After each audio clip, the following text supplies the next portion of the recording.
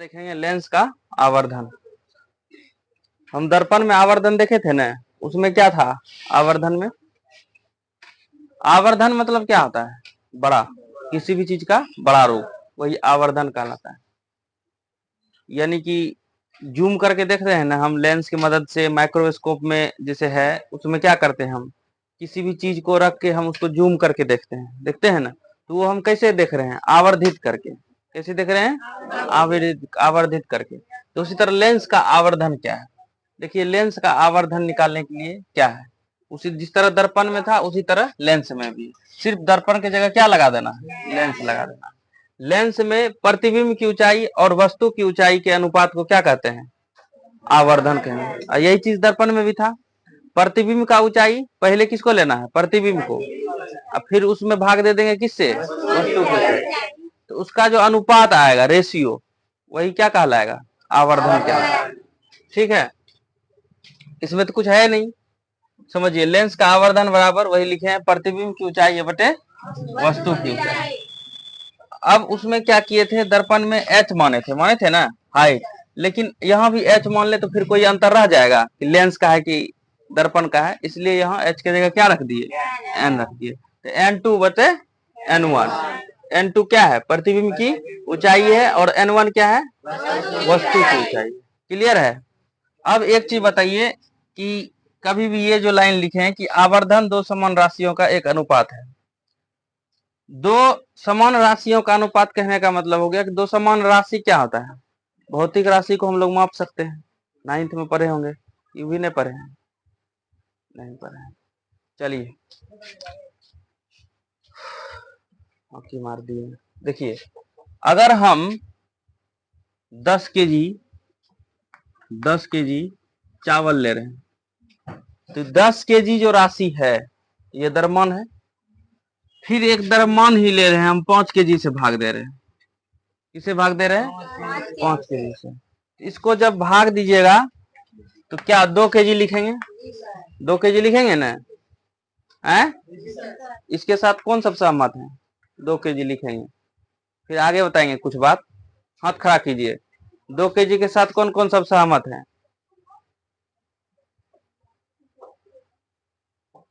तुम दोनों नहीं है सहमत? 2 केजी नहीं होगा? 5 दूना 10 भाग देके 2 केजी नहीं होगा, तो हाथ खड़ा करो ना। तुम हाथ खड़ा, तुम भी नहीं है सहमत, यानी सब सहमत है, यही ना? सभी गलत है। वही चीज हम बता रहे हैं। तो अभी फोकस किस पे कर रहे थे हम? फिर भी दिमाग नहीं हम बार बार बोल रहे हैं घर से निकलो दिमाग लेके निकलो थोड़ा सा। तो जब केजी केजी कट जाएगा तो सिर्फ और सिर्फ परिमाण रह जाएगा। 2 सिर्फ क्या रह जाएगा?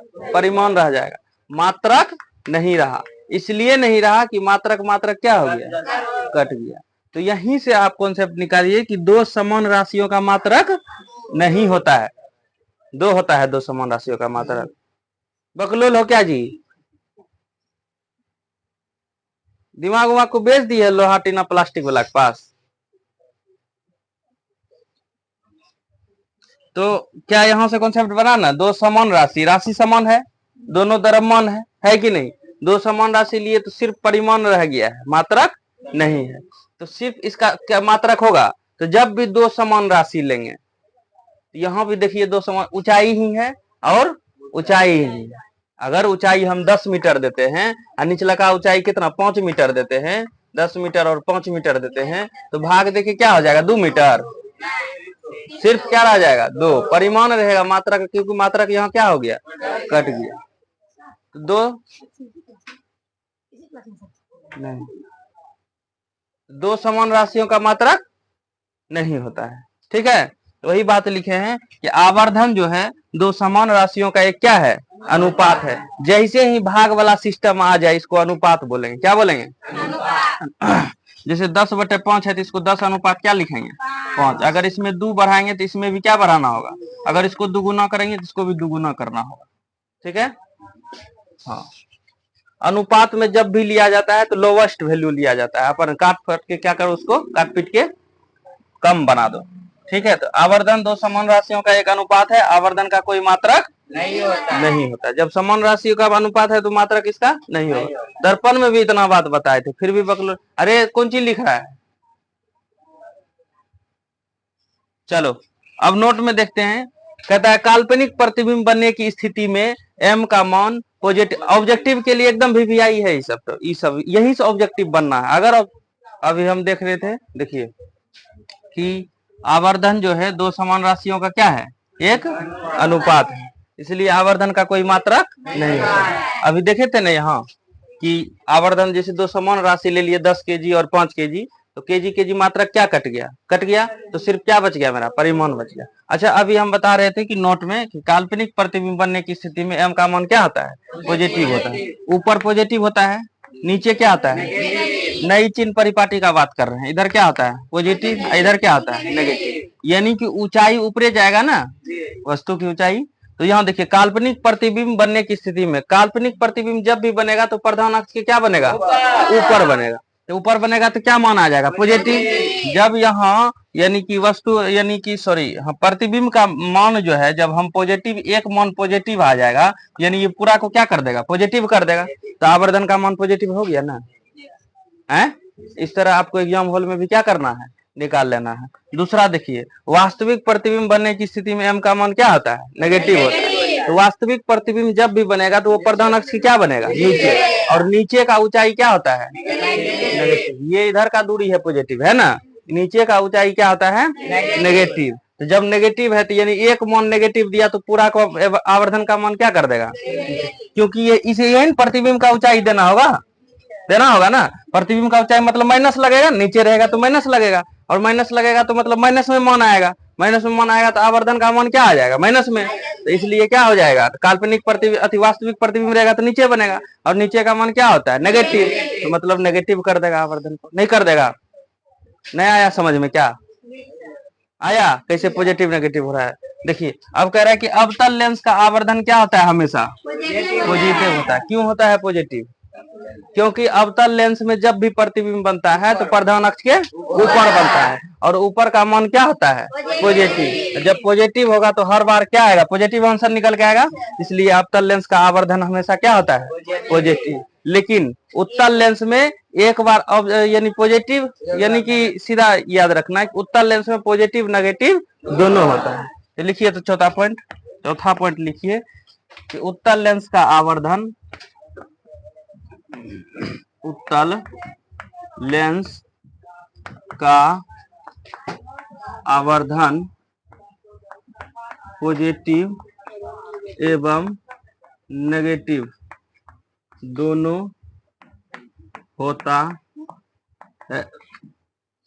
उत्तल लेंस का आवर्धन पॉजिटिव और नेगेटिव दोनों होता है। क्यों, क्योंकि प्रधान अक्ष के ऊपर भी बनता है प्रतिबिंब और नीचे भी बनता है। तो जब ऊपर बनता है तो उस स्थिति के लिए पॉजिटिव, और जब नीचे बनता है प्रतिबिंब उस स्थिति के लिए नेगेटिव। क्या इतना बात समझ में आया, किसी को दिक्कत नहीं। लेंस में आवर्धन का व्यंजक, अब सॉरी दर्पण में देखे थे ना, अब लेंस में देख रहे हैं आवर्धन का व्यंजक। अभी देखिए यहाँ क्या किए, एक लेंस लिए, ठीक है, एक लेंस लिए, उसका फोकस और वक्ता केंद्र इधर बनाए, एक फोकस इधर, वक्ता केंद्र इधर बनाए, है होगा कि नहीं, दोनों होगा। एक वक्ता केंद्र इधर होगा इस गोला का, एक वक्ता केंद्र इधर होगा। ये सब बात तो दिमाग में आता होगा, बहुत पहले बताया हुआ है। तो समझिए क्या चीज, कौन सा क्वेश्चन, वक्ता केंद्र वाला क्या पूछा था क्वेश्चन, अच्छा 2 वही दिया ना। हाँ तो देखिए यहाँ फोकस और वक्ता केंद्र के बाद हम वस्तु को रखे हैं।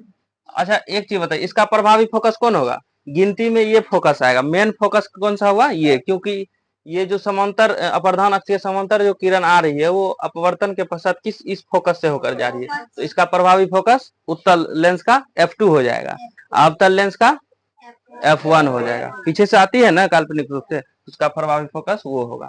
अब समझिए, तो उसका प्रतिबिंब यहाँ बना ना। अब देखिए वही बात को लिखे हैं कि L एक उत्तल लेंस है जिसमें वस्तु ए बी का प्रतिबिंब A डैश B डैश बनता है। देखिए बनता है, जो वास्तविक है वास्तविक, उल्टा और छोटा है, वस्तु से छोटा है ना। देखिए त्रिभुज ए ओ बी और त्रिभुज ए डैश ओ बी, देखिए त्रिभुज ए ओ और बी, इस त्रिभुज को देखिए,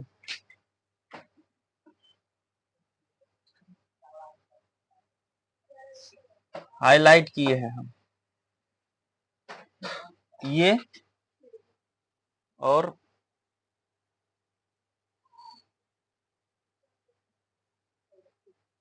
देखिए इतना ये दोनों त्रिभुज दिख रहा है। ये कितना डिग्री है? ये कौन सा कोण? सम्मुख कोण। छिप के काहे बोलता है रे? नहीं बताए हैं आमने सामने कौन सम्मुख कोण कहलाएगा? कितना बार बताए? सम्मुख कोण क्या होते हैं? बराबर होते हैं। ये 90-90 बराबर है ही, तो जब दो कोण बराबर है तो तीसरा ऑटोमेटिक हुआ। तो एंगल एंगल एंगल से हो गया सर्वंगसम हुआ। अब देखिए ए बी बटे ए डैश बी डैश नहीं लिख सकते हैं, यानी ए बी वस्तु यहाँ ए। अच्छा देखिए इस त्रिभुज का लंब ये हुआ, तो इसका लंब कौन सा होगा? ये होगा। 90 डिग्री के बगल वाला भुजा लंब कहलाता है ना। त्रिकोणोमेट्री पढ़े हैं? तो ये सब लंब सब तो बता दिए होंगे। 90 डिग्री के बगल वाला कौन लंब कहलाएगा? नहीं कहलाएगा। तो इसका लंब ये हुआ, तो इसका लंब कौन सा हुआ? ये हो गया। तो ए बी बटे ए डैश बी डैश नहीं लिख सकते हैं? लिख सकते हैं ना।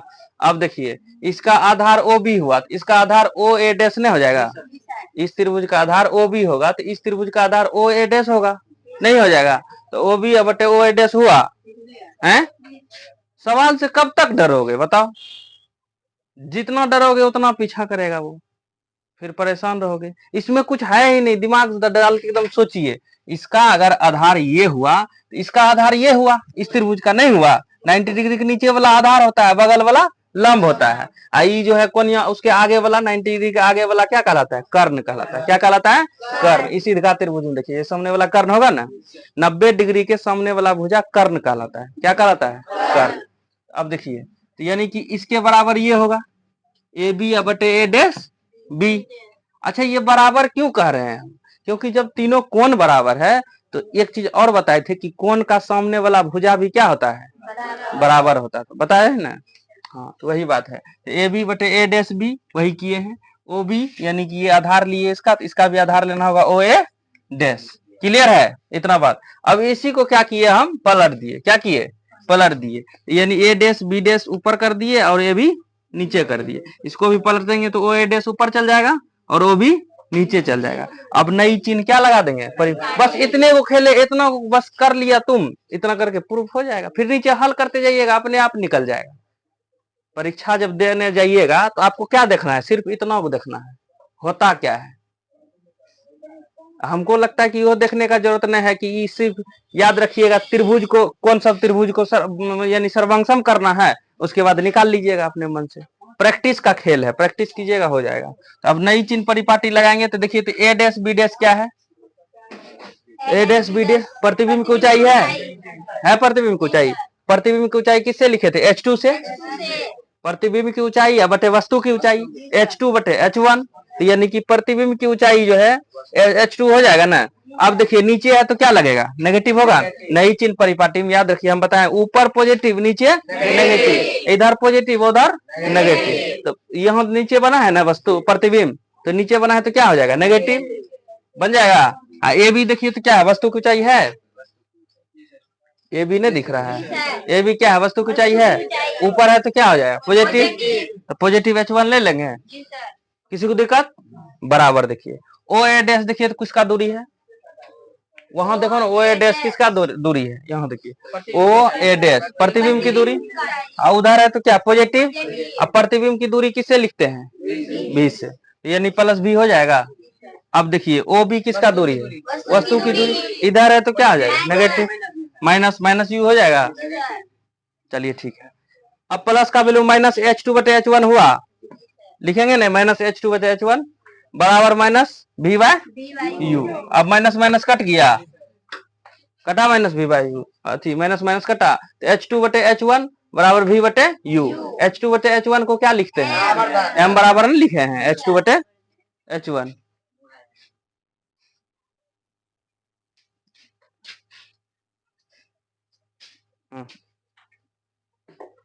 H2 बटे H1 को किसी आवर्धन लिखे हैं ना M, तो M बराबर V बाय यू हो जाएगा। यही तो हमको निकालना था ना, M बराबर V बाय यू। आवर्धन का व्यंजक यही ना है, m बराबर, इसमें और छेड़खानी कर देना है, लेंस सूत्र लगा देना। उसमें दर्पण सूत्र लगाए थे ना, दर्पण वाला में लेंस सूत्र लगाना है। लेंस सूत्र क्या बताया, 1/v माइनस 1/u बराबर 1/f। इसको 2-3 बार बोलिएगा, डायरेक्ट ऑब्जेक्टिव में भी दे देता है। तो अब देखिए, अब जो है ऊपर वाला अंश में भी से क्या कर रहे हैं, सभी पदों में सीधा रखिएगा, इस सभी पदों में भी से गुना करने पर, सभी पदों में भी से गुना करने पर, तो देखिए सभी पदों में भी से गुना कीजिएगा तो बगल में भी बटे भी हो जाएगा इसका। तो लोग गायों में हाँ, भैंसियों में हाँ, भी से गुना करोगे तो भी ऊपर में जाएगा ना। कटाना नहीं है हमको, कटाने के लिए गुना नहीं किए हैं, तब क्या फायदा होगा। यानी भी बटे भी, यहाँ देखिए यही होगा ना। फिर 1/u में अगर गुना भी से कीजिएगा तो भी बटे यू नहीं होगा, तो वही तो किए हैं, गुना किए हैं। देखिए इससे भी से गुना करेंगे तो भी बटे भी हो जाएगा, इसमें भी से गुना करेंगे तो भी बटे यू हो जाएगा, इसमें भी से गुना करेंगे तो भी बटे एफ हो जाएगा। भी यहाँ काट देंगे तो एक हो जाएगा, माइनस भी बटे यू को क्या लिखते हैं, एम बराबर भी बाई यू नहीं लिखते हैं।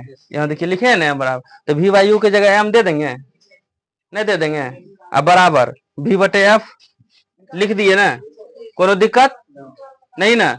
अब देखिए 1 ई प्लस वाला को उधर ले जाएंगे तो माइनस भी बटे एफ होगा, आई माइनस एम को इधर लाएंगे तो प्लस एम हो जाएगा।